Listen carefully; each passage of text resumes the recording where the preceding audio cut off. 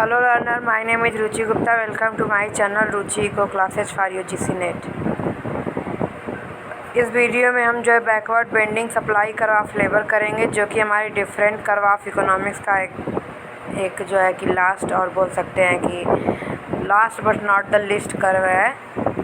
और जो है कि अगर हमने जो है कि बहुत सारे इम्पोर्टेंट जो है कि कवर कर लिए हैं कर्व, जिसमें लाफर, राहन और जितने भी एंजल हमारे कर्व है, फिलिप्स, वो सारे के सारे हमने लिस्ट में कवर कर लिए हैं। ये वाले कर्व हैं और अगर और भी कोई इम्पोर्टेंट है तो मैं कवर करूँगी, लेकिन फ़िलहाल ये हमारा लास्ट कर्व है।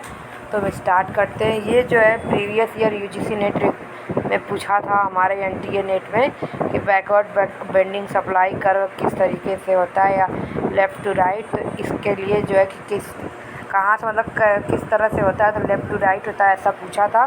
तो इसलिए मैंने सोचा कि ये भी एक कवर करा दिया जाए। A typical supply curve shows an increase in supply as wages rises. Its slope from left to right.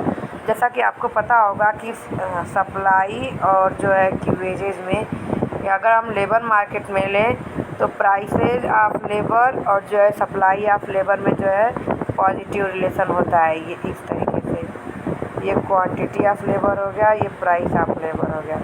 इस तरीके से जो है पॉजिटिव रिलेशन होता है, यानी कि हमारी जो सप्लाई ऑफ लेबर बढ़ती है उसकी प्राइसेज बढ़ते हैं, उसकी प्राइसेज बढ़ने सप्लाई ऑफ लेबर बढ़ती है। तो ये जो है लेफ़्ट टू राइट होती है। ठीक, in labour market we can often witness a backward bending supply curve. हम बैकवर्ड बेंडिंग सप्लाई कर्व जो है विटनेस करते हैं, जो कि इस तरीके से होती है।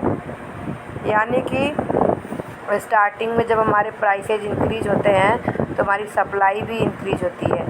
उसके बाद एक पॉइंट आता है, जिस पॉइंट के बाद हमारी प्राइसेज इंक्रीज होने के बाद हमारी सप्लाई इंक्रीज ना होने के जगह जो है डिक्रीज होने लगती है।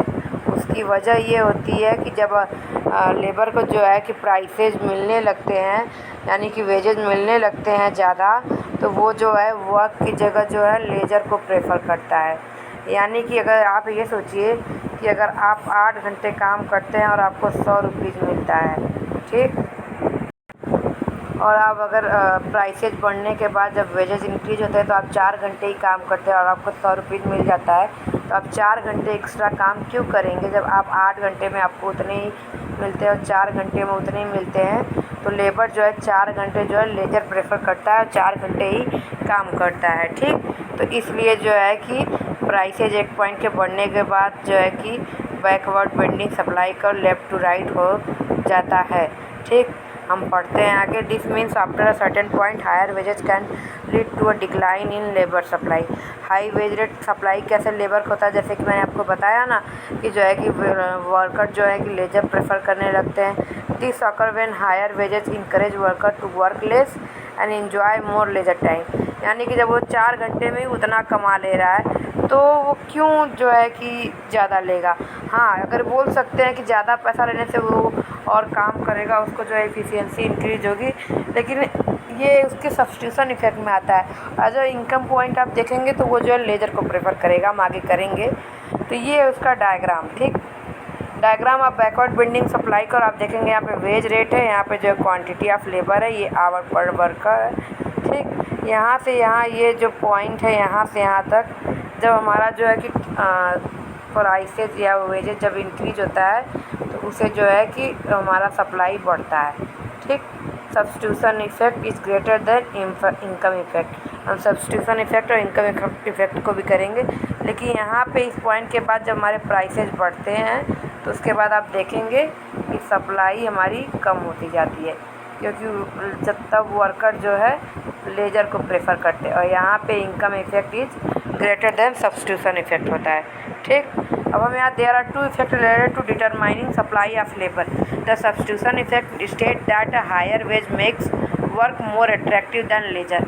यानी कि जब एक वर्कर को जो है कि अगर उसे पेड ज़्यादा किया जाता है तो वो और कमाने के चक्कर में और भी ज़्यादा काम करना प्रेफर करता है, जैसे कि ओवर टाइम लोग करते हैं ऑफिस में, उस तरीके से। Therefore in response to higher wages supply increases because work gives greater remuneration. यानी कि सप्लाई ज़्यादा इंक्रीज होती है क्योंकि हमें वर्क से ज़्यादा हमें पैसा, हमें प्रॉफिट मिलता है। तो यहाँ पे जो आप देखेंगे कि यहाँ से यहाँ जो है हमारा substitution effect greater than income effect यहाँ पे ये काम करता है, क्योंकि यहाँ पे जब पेड होता है तो यहाँ पे सप्लाई बढ़ती है और जो है लोग काम करने के लिए आते हैं। लेकिन उसके बाद जब इनकम इफेक्ट हमारा ग्रेटर देन होता है subscription effect, the income effect state that a higher wage means worker can achieve a target income by working fewer our.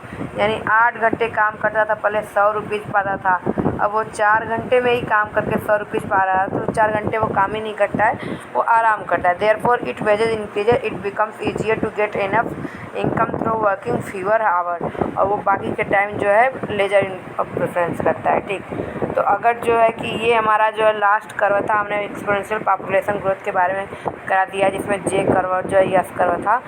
तो अगर आपको जो है वीडियो पसंद आया तो चैनल को लाइक कीजिए, सब्सक्राइब कीजिए, बेल आइकन को प्रेस करना ना भूलिए, जिससे आपको आने वाले वीडियो की नोटिफिकेशन मिल जाए। क्योंकि अब जो है कि पेपर्स हमारे जो है कि अपडेट आने शुरू हो गए हैं और जल्दी डेट आ जाएगा यूजीसी का भी।